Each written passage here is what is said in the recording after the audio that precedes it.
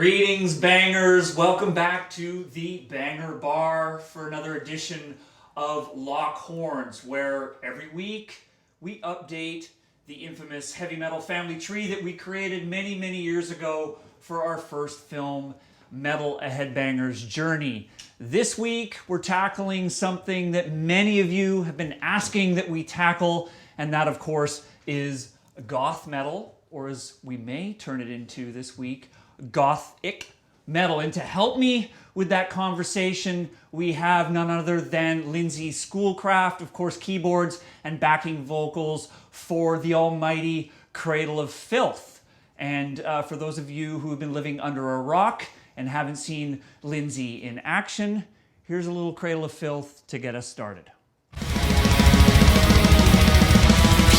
sits alone midst the desecration, sown like a stony queen of winter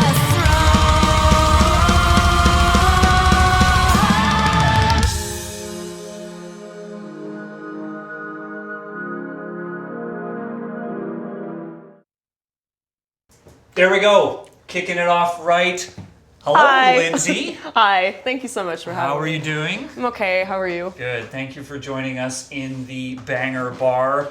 Tell me a little bit about yourself, a little bit about your musical background. We were talking before we went on camera, and you come from a classical background. Tell me about that. Yeah, well, we actually went really far back, and we discussed how I actually came from punk music in my teens. But then I moved to goth rock in my 20s, and then I went to becoming full-time classical musician.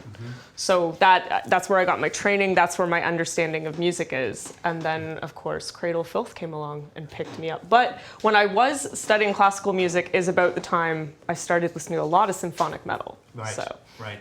And I understand Evanescence in particular was a pretty important band in terms of breaking down the doors, if you will, for metal for you? It was, and it was, back we're talking, gosh, 13 years, I think now, they came onto mainstream and they just blew up, especially here in North America, but worldwide they had the movie promotion. That was my introduction to gothic rock and gothic metal. Right. And that's where it started for me, and that was my inspiration to become a classical musician, but of course I ended up back in the genre anyways, came to the heavier side. So what is it that, I mean, I guess speaking as both a fan and a musician, what is it about goth or gothic metal that appeals to you? Well, especially as someone who's an artist myself and a creator, I have a very dark approach and perspective on things. And when I listen to gothic rock or gothic metal, I feel a relation to that. So I like the dark aesthetic, the depressing side, the angry side, the overall, it's as if the gothic look had a sound to it. Right, right, very cool. And jumping the gun here, is it goth metal or is it gothic metal to you? Well, to me, I did some research and I think it should be gothic metal because it's symphonic metal is the term for that. And when you say goth, it's just referring to the person, the aesthetic, but Right. gothic is describing it. That's just... Very good. You split hairs very well, and that's what we do professionally here at Lock Horns. In any case, as all of you know who are joining us from out there, it's important that you contribute to the conversation. There's been a lot of chat in advance of the live stream today, people weighing in, giving their opinions on all things goth or gothic metal. And today we have people joining us from York, UK. Welcome, Germany, Sweden, Finland, Ecuador, Florida, Kentucky, Rochester, and Nova Scotia. Welcome all of you. Now, and as you all know who have joined us before, when you weigh in and you have opinions about who should or should not be on the chart, we want to know why. We want to hear your well-articulated statements about why things should belong or not belong. And of course, off camera, we have the mighty, the never-seen, the almighty Gothic princess. I'm rambling. Lisa Lattour, when you hear this sound... It's not a gothic bell. I should have got a chime. What am I A thinking? tower bell. Hang on, let me load my chime. Yeah, thank you, Lisa. She keeps us on track and focused here in the Banger Bar. Okay, what we always like to do to kind of kick things off, Lindsay, is try to come to some sort of definition or understanding as to what goth or gothic metal is. So what to you defines this music? Well, me coming from first hearing Gothic rock, upon my research, Gothic metal is metal that has the overtones of Gothic rock. So coming from North America, first introduction being Evanescence, I did some digging. And I found a sassy little remark from the lead singer of My Dying Bride saying, well, Evanescence just took what I did and commercialized it. So I'm like, hold on a minute. Did my research, there's the Peaceville 3. So we have My Dying Bride, Anathema, and Paradise Lost. And they're the trinity that birthed this genre, so to say. So I agree with that, because I finally saw My Dying Bride on 70,000 Tons just earlier this year, and it's probably the most depressing music I've ever heard in my life. And I'm like, this is the epitome. That's right. I've already smiled too many times for this particular tone it down, episode. man. And nice to get a shout out to Peaceville Records, because I think often Peaceville gets forgotten. I was more of an Autopsy guy than a Paradise Lost guy, but that is another episode. More specifically, in terms of the sound of the music, when it comes to the vocals of Gothic metal, how would you describe generally the vocal approach? Well, there's harsh vocals and there's clean vocals. And I feel like there's been such a setup for how the male and the female voice should sound. Right. Because I feel that, this is going to sound really funny, with Gothic anything, there's no black and white, even though that's what we wear. It's gray area, because you can kind of have any kind of tone you want as long as the aesthetics are there of the atmosphere and the overall just what is it that I'm looking for? The depressing factor of the music. Melancholy. As long as that's there, like there's so many unique voices within Gothic metal that no one's really copying the other. They all have their own thing, and I think it's because they have that sad, depressing, dramatic quality about them that makes them Gothic. Right.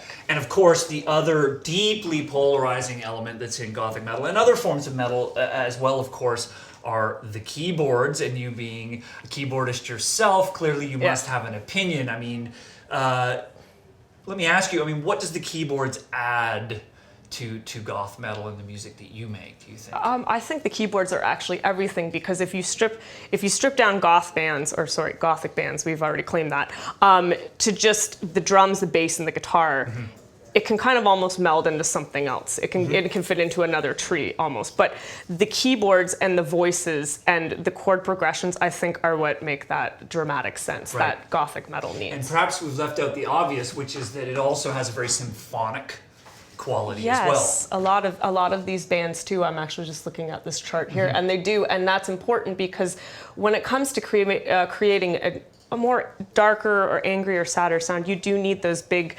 classical chords. I'm going to get too nerdy here. I'm almost going to get prog, where you need those transpositions and those modding down and coming up, where it's just like, oh, this is going along, and oh, here comes this really sad chord, and you need those extra notes to build that. Where yes, the guitar could do that in a way, but I feel like the guitar kind of has its own thing going on to keep the metal aspect. And put simply, it just adds a broader range. It has the more capacity for emotion, whether it be on the darker end of the spectrum or the lighter end of the spectrum. Or lower tuning. There you go. We've got a real music brain on our hands here, people. I don't think we'll be able to keep up. But okay, so back to this goth versus gothic thing before we get into the bands. I think we're going to change it to gothic. Lisa, what are we going to do? What's your opinion out there?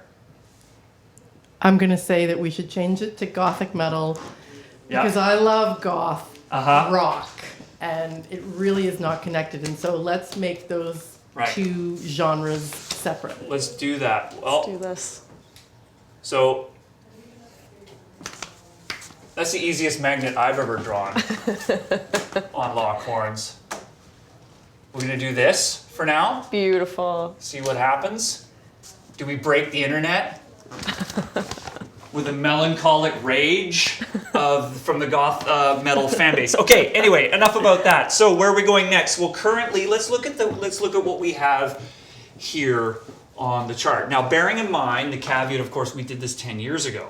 So it's a little bit dated. That's why we're here at Lockhorns to update this. So these are the bands that we came up with, but I know that in advance of the chat, there's been some strong opinions about who should we remove. So let's get started. Thrash Maniac 99, welcome back, says that the only bands I would take away from this chart would be Therion and Within Temptation, because both of those bands are symphonic metal, not gothic. Okay? Henrik Perciel, Xavier Frost excuse me, that's a name. Therion is 100% symphonic metal. They were pretty much the band that pioneered the genre and uniquely incorporated classical opera. They have zero link to the goth. He's kind of right. Zhao Chu says Therion is symphonic metal, is agreeing. 021 Sweden. Therion's album Theli was released in 96. And in my opinion, it's a fucking milestone. It had all them epic elements, such as choirs, pianos, and strings. Okay, so some consensus that maybe Therion should be pulled off? Well, yeah, we'll put them over there. Well, I consider them a symphonic band because another thing that some people say is they inspired Nightwish. They're Nightwish's biggest influence. Right. Nightwish is a symphonic band with gothic overtones. Sure. We understand that. But are they purely gothic? I don't think so. Okay, well, we'll put them off to the side and, you know, we love question marks here we here go. on Lockhorn. Ah, it never works. I just want to throw it up there. There we go. The question mark is on the board. Who else have we got out there? We got Spencer Cregan says that Catatonia's more recent albums feel more progressive than gothic. Still some gothic influence for sure, but not in the same boat as the others. Eddie Rizdal says that The Gathering and Catatonia could be removed. Ooh. And Carlo Jelencic says that Within Temptation's only real gothic record is Silent Force, maybe also Heart of Everything. Would class them more as purely symphonic metal. They tend to be a bit more poppy. More recent albums are definitely influenced by 80s pop, far more cheery. Okay, we can't be cheery on this show. That's just a word that doesn't fit. So let's back up. So we have Within Temptation. What's your thoughts on Within Temptation? This is really hard for me because I'm a huge Within Temptation fan. Back in the day, their earlier stuff was very soft, and I can see why that would be considered gothic because it had that slower element to it. It could be depressing, but that album, The Silent Force, is one of my top 5 albums of all time. And like, again, while I said with Therion, I consider them a symphonic band before I consider them gothic. Okay. Yep. So unfortunately, Schoolcraft is spoken. And we'll put them off to the side. You know, we'll see how the chat goes. It has happened that a band gets put back in. That has happened, so we'll see where it goes. What else we got here? Raphael Fireblade. Good name, good stage name. I do agree Within Temptation belongs to gothic metal because the Enter album influenced a lot of bands to goth metal. Okay, so some difference of opinion hard, here. yeah. Alex Smart says Catatonia should stay. They have the depression and the atmosphere. And Luca Hope Fallon is back, who says that Catatonia stays. Their most significant impact was in gothic metal. Do not touch the magnet. I won't touch it. No, I agree. That's right. I agree. Okay. Let's move on. What do we have next? We've got some discussion around... Excuse me, Lisa? Was that intentional? It was supposed to be a harp. It's not like Lindsay, harp. what do you think? That's you know, It's you're like- a harpist. I am Flash harpist. Yeah. It sounded like Super Mario to me, but anyways. Okay, prior to today, you and Lisa were talking about Leaves' Eyes. Right. What's your thought on this band? Well, I actually looked at... I've read some of Liv Christine's interviews, and yes, she came from Theatre of Tragedy, and I consider them a gothic band. They started the Beauty and the Beast thing with the dual male-female vocals.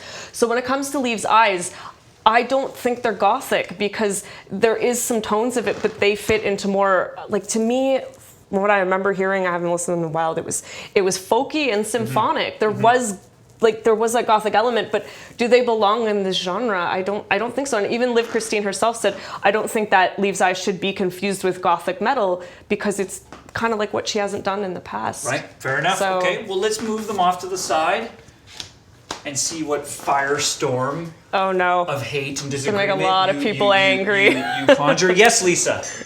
That was a harp and a bell. I knew the bell was coming. You see, I can tell it's coming. Yes, Lisa, what would you like? So I don't usually, come out of the cone of silence, but I think my issue with Leaves' Eyes is that they haven't really influenced anyone. Like maybe in 2004 they seemed important, but in hindsight, are they really one of the top 10 essential gothic metal bands? Whether they qualify for the genre or not. That's my issue. Theatre of Tragedy, definitely, but... Yeah.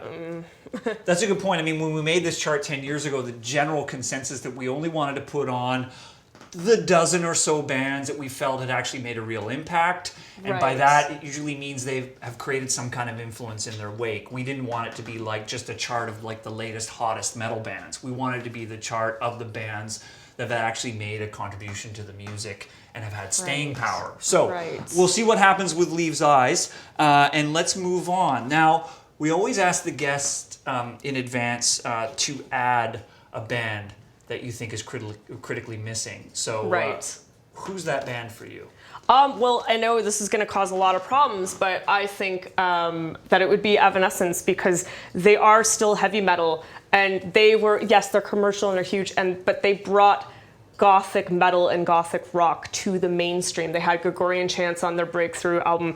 They had choirs that were all written in minor progressions. The lyrical content, the imagery, everything to do with Evanescence, I think is so important. And I feel that they inspired a whole new whack of bands to get out there and do stuff. I mean, if it wasn't for Evanescence, I wouldn't be standing here. I think they're hugely influential, especially on a lot of people I know who decided to become musicians and perform gothic and symphonic metal. Well, you know, it's interesting because I think generally, because metal is generally a genre of purists, of people that It's gonna be hard. Are very Yeah. concerned about how their history is told. When bands make a foray into the mainstream, into the popular, they tend to get overlooked or dismissed as just being popular.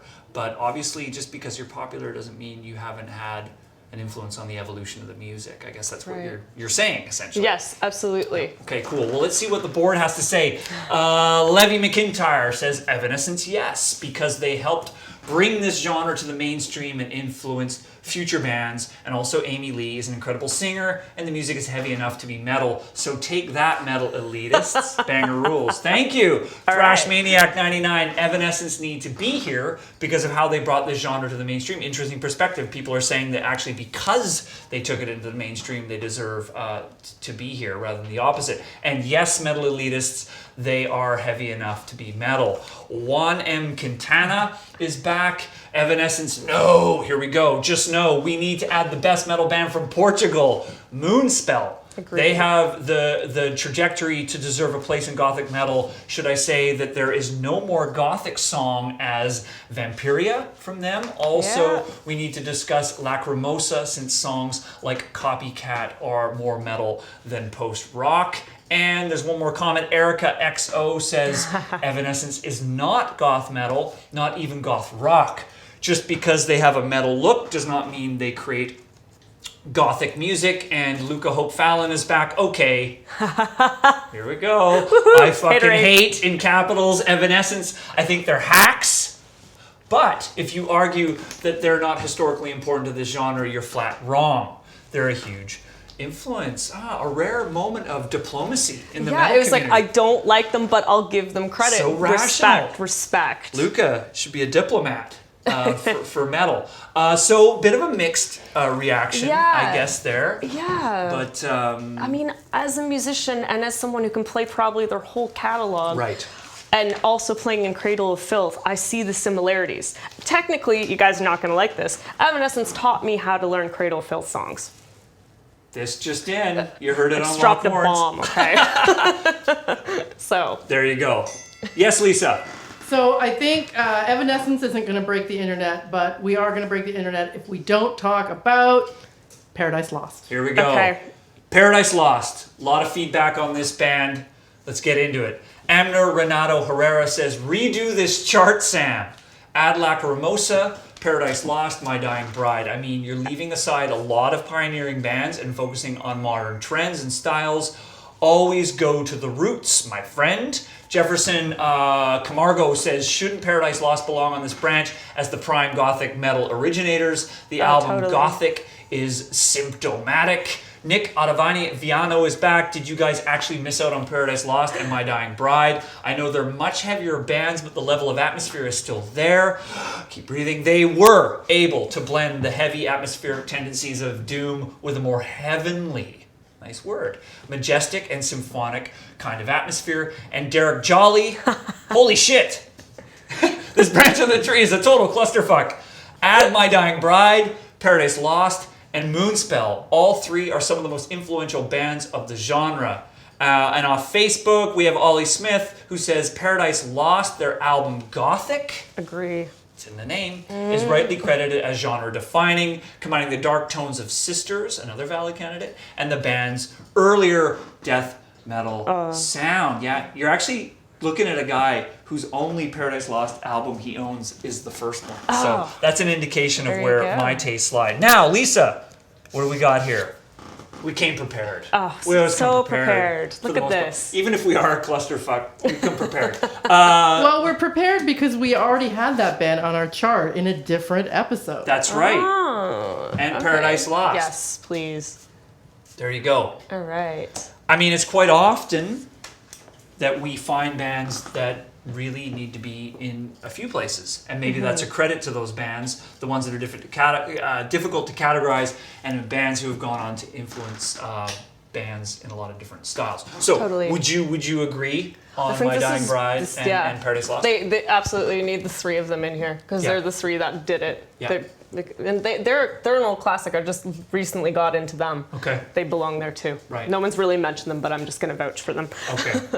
Slightly less of a clusterfuck now. Anthony Serafino III says reaffirms Paradise Lost and My Dying Bride. Run this shit.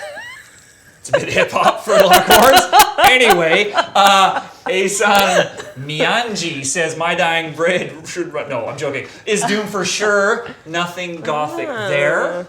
And Mr. Ritual Suicide says this list will be useless without Paradise Lost and My Dying Bride. Okay. Right. He's right. All right. Hopefully we still have some friends out there in the gothic metal world. Okay. So what are we going to do with the My Dying Bride magnet? Well, I don't know. Maybe they deserve to be in two places. I think They're we the may. most depressing band ever. Like, where else do they belong? I mean, I think we have maybe Opeth in a couple of places. We have Kiss in a couple of places. Maybe even Alice Cooper in a couple of places. I mean, there's just certain artists that straddle different genres, and maybe that's just fine. Okay, Lisa, who else is out there? We got some other bands coming in. Do we have any more support for Moonspell? Okay. We had a shout out earlier about Moonspell. So Artur F. Castana is back. Moonspell is missing since they have been strong in the goth metal scene for over 20 years, and they are Portugal's best metal band. Wolfheart and Memorial are great examples of it. Kate Lang says Moonspell, My Dying Bride, and Paradise Lost. You can't really split up the Peaceville 3. I like that, the Peaceville 3. It's new to me. I love that. Since they really helped to define genre. And Ty Haas, or Hasi, says that Moonspell is missing for sure. Their ability to add gothic elements along with witchcraft makes them a must for this list. Lisa, do we have a Moonspell magnet, or do I need to write one? You're going to write it in. I'm going to write it in. All right, Here we let's go. do it. Handheld, DIY, on Lockhorns. What are your thoughts on Moonspell? Absolutely. Lindsay? Yeah. I think they belong in here. I've been following them for a very long time. They're a very experimental band, and yes, they are Portugal's best metal band. I agree, guys. And everything about them speaks gothic. They've done so much with their music. They do The Beauty and the Beast. They did a song with Annika. Like, why wouldn't they fit in here? Cool. Luca Hope Fallon is back. Yeah, hello. I lost you, Luca. So the next band that we're getting the most comments about on the chat Yeah. is Tristania. Okay. Tristania? Yeah, Tristania. Tristania, yeah. So Zhao Chu, don't know if I'm pronouncing that correctly, says that Tristania should be there. About the most goth-sounding metal band of them all, pioneered both goth and symphonic metal, using vocals in original ways, more so than any other band. Stigma Diabolicum What? should be a band name. Tristania Serenia, Sins of Thy Bellowed, or should that be Beloved? Do you know? That's a new term for me. Anyway, Haven't heard that one yet. Carry on. They like Tristania. That's what Yeah, matters most. Anthony tough. Serafino III says Tristania must be on this list. End Authority also says there is no band that deserves it more than Tristania. Tell me about this band. Well, I've heard the most recent album, Yep. and I've heard House of Glass. Okay. And when I listened to it, I was told they're a symphonic metal band. I approached them as a symphonic metal band, but now that they're saying, you know what, it belongs in gothic metal, I definitely agree. Okay. Definitely. At the risk of revisiting an old topic, there's clearly a lot of overlap between symphonic and gothic. I mean, is there a single element that provides a dividing line between these two styles, or is it too foggy for that? What do No, you because think? you can be symphonic and you can be happy and upbeat. Right. Right? Symphonic Right. necessarily isn't gothic. That's the Right. problem, but you can use the symphonic element, the orchestra, and make it gothic. Right, got it. Yeah. Pull out the major third. See, Yeah. I'm trying to show my Get rid of that. There you go. You did it. knowledge here. Thrash Maniac 99. Might be because Lindsay's here, maybe not. Might be because Lindsay's here, but maybe not. But I think Cradle of Filth need to be here since they brought the depressive gothic lyrics to extreme metal and have made important albums to the genre. What do you think, Lindsay Schoolcraft? This is so hard. Okay, you know what? So huge, they'll be up there. Okay. This is really Belong or not belong?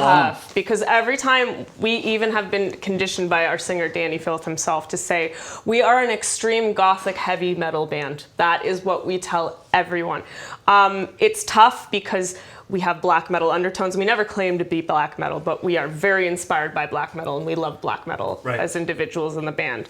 But we're also symphonic, and it's difficult, but I want to say we are also a gothic band. The aesthetic is there, the sound is there, the beauty and the beast is there.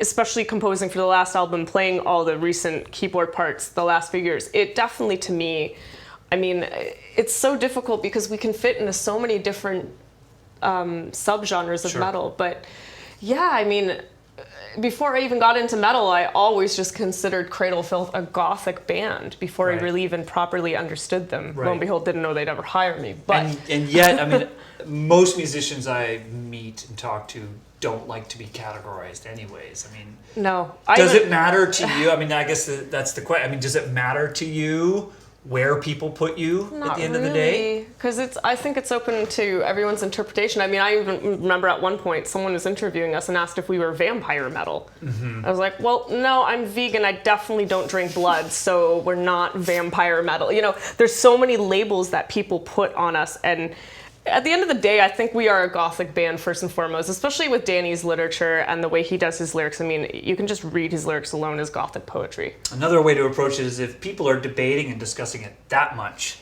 yeah, I guess it means you matter. I guess. There's one way to look at it. End Authority says that Cradle of Filth is absolutely gothic, lyrically and musically.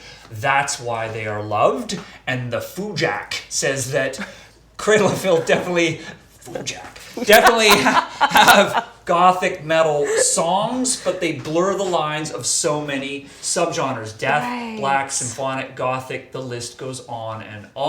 And Mutilated Metalhead says that Cradle of Filth have the beauty and the beast. Vocals, i.e. good cop, bad cop, and symphonic elements, heavily gothic lyrics, and general aesthetic. So maybe you're more gothic than you thought. Yeah, maybe. Who knows? Who knows? Lisa, where are we going to go next? We've got any other bands out there that people are passionate about adding? Yeah, to there's gothic a metal? lot of shouting and exclamation marks, and I'd like to hear more about why. A lot of shouting.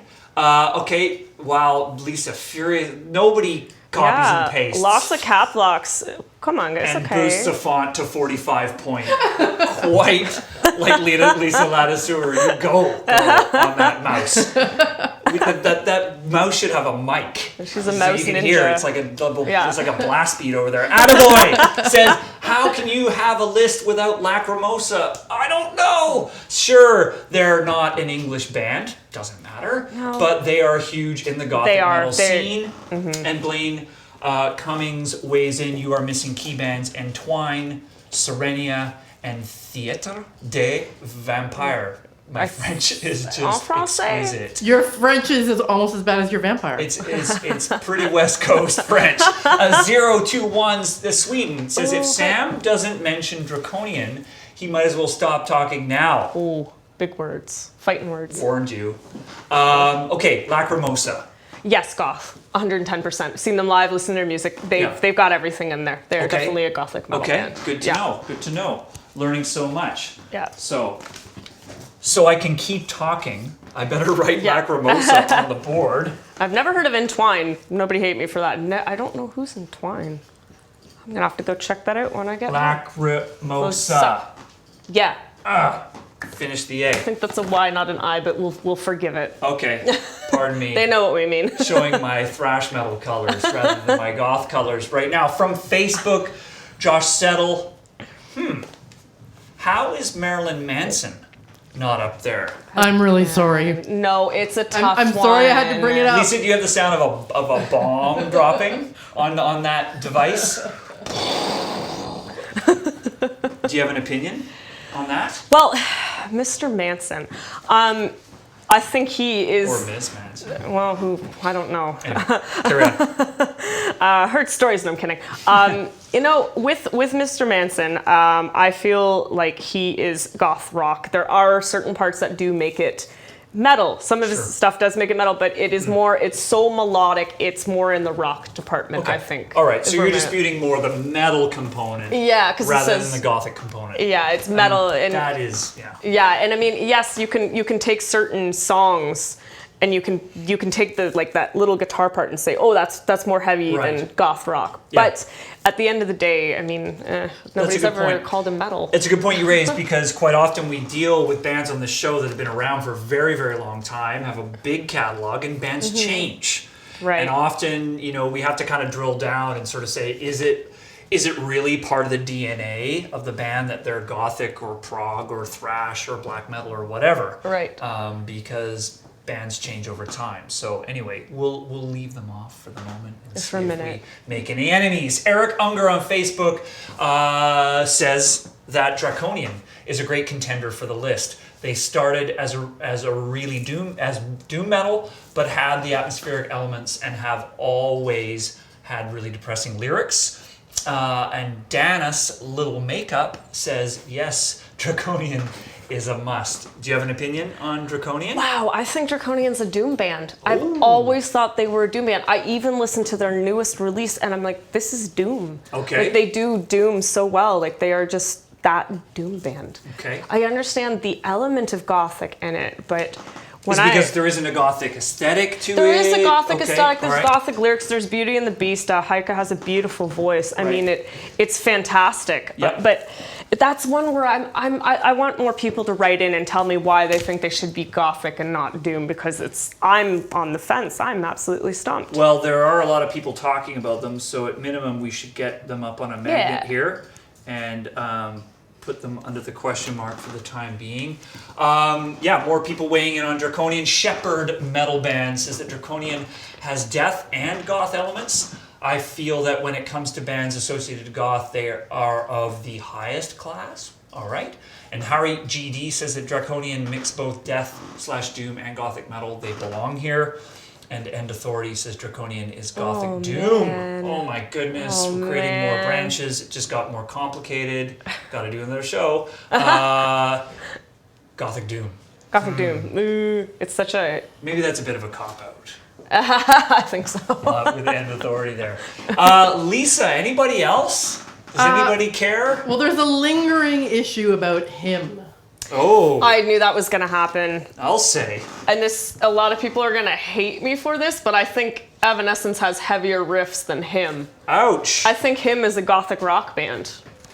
Okay. But that's just my opinion. I am a fan of the band, but I don't know if him is heavy metal. I mean, I've played with him quite a few times. Yep. We appear at the same festivals. We probably could tour together, which would probably make him, metal. Right. But I've always viewed it as a gothic rock band, not metal. Opening a giant Pandora's box, whether him is metal or rock. I mean, at the end of the day, Lock Horns is about metal, so we got to be sure that we're kind of staying focused when things like Marilyn Manson and him come up. Although we do have Marilyn on the chart in shock rock, I believe. But it's and the word there is rock. Yeah. Rock, not shock metal.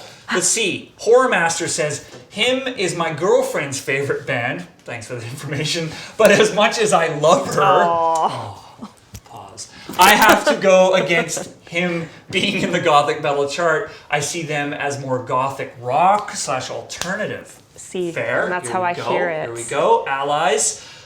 Anthony Serafino is here saying that him is rock. Goodbye. Bye. That's like a mic drop there. Drops the mic. I don't know. Are we gonna Anthony's out. Anthony's just left the chat, basically. Yeah. That's just what happened. He's good for the day. That's right, He's accomplished that's right. everything in life. Yeah. He's out. Yeah. It's actually Anthony Serafino the third. Oh, by the way, third. the third.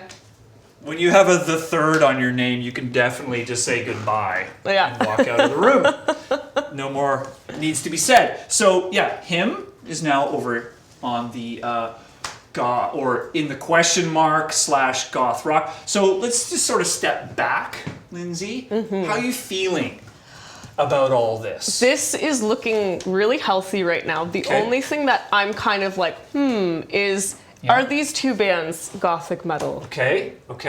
You know, Typo Negative and The Gathering. I want to say Typo Negative is more gothic rock, and people help us out. The thing with The Gathering is yes, they had some very influential albums back in the day, and we can't discredit that because they are important to when this genre started. But my discovery of The Gathering was the If Then Else album. I consider that a trip hop album. The Gathering is a band that has evolved so much over the years, Right. like Amorphous has, day and night, just Right. huge evolution. Bit of a moving target. Yes, Yeah. so I want to know what people think of The Gathering too, because even now their most recent albums to me are more like that kind of I don't want to say mainstream rock, but more just like a rock band. Yeah. No, I would agree. So it's yes, they were long time ago, but today it's hard for me because I'm a big fan too, and I'm like, get everything. It's, Well, let's leave them on there. Let's see if Lisa can quickly copy and paste any comments about Typo Negative. You're giving away all the backstage secrets here. Yeah, you're not doing smoke signals. Yeah. Matthew Hall says, if any of these bands don't live in a castle, they aren't gothic. Okay, I mean, let's just end the episode. I mean, there, I 'cause sleep in a it's like coffin, so I'm allowed I to don't be even here. think, you know, It's called the tour bus, and I'm getting Castle metal. Castle metal. We need to add another Like, genre. not everyone can afford a castle, okay? That one person, I like that tag. The Gathering haven't done gothic metal since Mandalion. Yeah, Mandalion, yeah. Hell, okay, I'll stretch it to Nighttime Birds. They are pioneers, but they haven't been that in decades, i.e. they haven't been gothic in decades. And King Draven says Typo needs to stay. I will start a Mongolian war with you. Those are fighting words, but I know you Those don't are have my a favorite Mongolian. kind of wars, the Mongolian ones. Like, I just like, Genghis Khan. bring it on. Yeah. Damn. Where are we? Just like that word Mongolian looms Is- so whoa. large in my imagination. Juan Jose Garrido Munoz says taking away type O is a Okay. sacrilege. We're going to keep Typo then out of respect for Pete Okay, all Steele. right, all right. Fine. We don't but want a Mongolian war on our No. hands. That's what I always say. Typo stays. Gathering. I think it's. We could execute a guest executive decision and just do that. I think we have to because see what happens. it was just a small time, you know, and nobody's really. They've all been for like, no, they've changed too much, and maybe Yep. back in the day, but not. They're Yeah. they're such an evolving band. It's Definitely the difficult. first time trip hop has been mentioned on Lock Oh, yeah. Well, hey, it's a good genre. There's a first. Firsts are happening on gothic metal. Yes, Lisa. So we're coming to the end. The castle lights are growing dim here They at the are. Banger Bar. I feel and, it. I feel it. There are The some glow of the monitor is darkening. there are some shout outs to like A Pale Horse Called Death and Sentence. Right. And I'm surprised nobody has mentioned the 69. Right. Yeah. Right? But I think we need to talk about now as we're wrapping up also, what do we do now? Do we do a Death Doom chart? Like, what is the future of gothic metal? Does it end here? Does it continue? I think we need to discuss symphonic gothic symphonic metal. Right. I think that needs to be brought to the forefront because there's so much crossing over. It could be its own subgenre now. Yeah, I mean, there are new branches that we could create. I guess the question is, are those branches really substantial enough to warrant a discussion? I'm not sure. I mean, maybe it's too early to tell. I'm not sure. Give it time. But in terms of, like, for you, Lindsay, as a musician and a fan of this style of metal, like, what is the state of gothic metal right now, in your opinion? Is it thriving? Are there lots of new bands coming up? Are you feeling like it's still largely, is it nostalgic? What's your feeling? It's really difficult because upon doing my research, the only band that was mentioned that's newer and is out there today that is possibly gothic metal was Motionless in White. Mm-hmm. And that's metalcore. Right? Yes, it is. But apparently they have the gothic label for their image. But Chris also has some very dark lyrics, and I have listened to their music. So it's difficult. I mean, I don't know where gothic metal is going to go. If it's dated, if it needs a rebirth, maybe it's time for the rebirth. Right. Good point. Well, sometimes genres need that from time to time. Thrash Maniac 99. This is right to the heart. What about Triptychon? Come on, Sam. We love Tom Worrey. Yes, huge Celtic Frost fan. Triptychon, not so sure they're a gothic metal band. I mean, to me, that's like avant-garde death metal. Don't know how to describe it, but to me, that's just way too heavy, for lack of a better, and way too disturbing to be considered goth metal. But maybe it goes along the more grotesque lines like what Cannibal Corpse does in their imagery and lyrics. I wouldn't consider Cannibal Corpse gothic metal. And we also got to be careful that just because a band may have an operatic female vocalist doesn't automatically make you a gothic metal band. No, or symphonic for that matter. Right. So let's not fall into that trap. No. Greg Shepard says gothic metal, surely it's always dying. Forever. just on that note, we bring it to a close. Lindsay, thank you for appearing on the show with us. Thank you for having me. You bet. And thank you to Lana, Daniel, Lisa, and Andrew, the Lockhorns crew, for making this happen. Reminder, this is archived for you that's watching it on the live stream. For those of you who are watching on our archive, this is a live stream show. Subscribe to Banger TV. Help us build the all-metal global digital channel. Check us out on Apple Music. We are the official metal curators over there.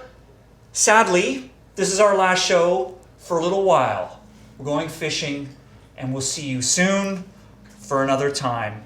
But keep writing. Give us your comments. Let us know what you think. We want your ideas on future episodes of Lockhorns and everything else we do at Banger TV. Bye for now.